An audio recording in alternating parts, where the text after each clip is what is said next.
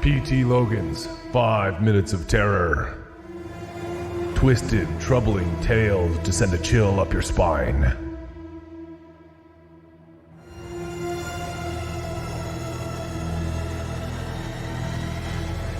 Small, crimson, galloping cloak. Natasha, can you please take these eggs to your grandmother? Natasha looked up from her book and stared at her mom. The woman was holding a basket in one hand. Sure. Natasha took the basket, then slipped a crimson cloak over her head and shoulders.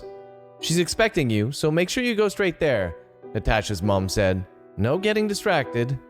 Natasha said she'd walk as quickly as possible. And, with the basket tucked under one arm, the girl set out from her house and headed in the direction of the woods. Natasha's grandmother, a lovely lady named Betty, lived about a mile away. A mile as the crow flies, but the dirt path leading through the woods was winding.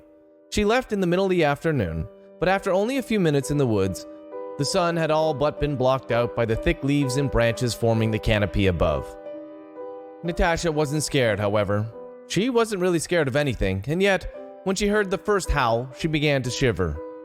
It's just because I'm cold, she thinks, but part of her believes this to be a lie. There's something strange happening in the woods, something different.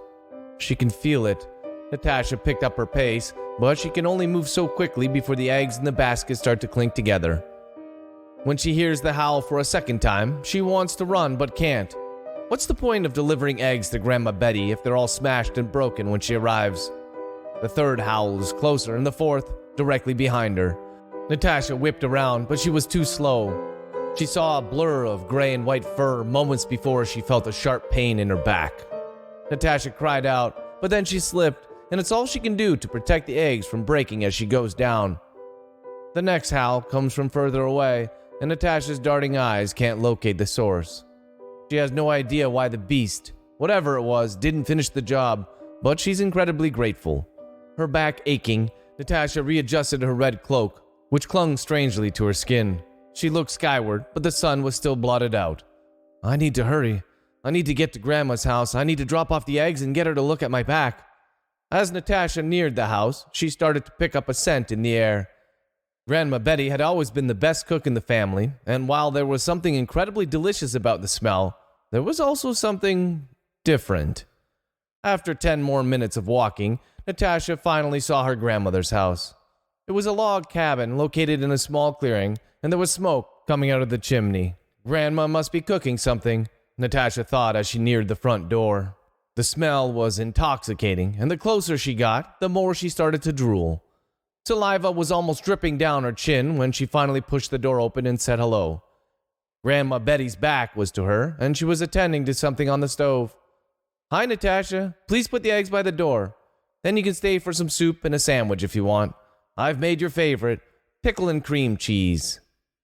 Natasha sniffed the air, and while she did indeed smell the pickles and cream cheese of which her grandma spoke, that wasn't what was making her drool or causing her stomach to growl. That honor was bestowed on something else. Natasha took 2 more steps, and the delicious scent became even stronger. Would you like to try the soup? Grandma Betty asked as she turned, a spoon in one hand. Natasha smiled. It wasn't the soup or the sandwich that was making that smell. That smell was coming from Grandma Betty. And when the elderly woman saw Natasha's face, she dropped the spoon and backed up. But the stove prevented her from getting away. Natasha, what great big eyes you have, Grandma Betty said. Natasha wiggled her eyebrows. Natasha, what a great big nose you have. Natasha sniffed, flaring her nostrils as she breathed in the woman's delicious scent.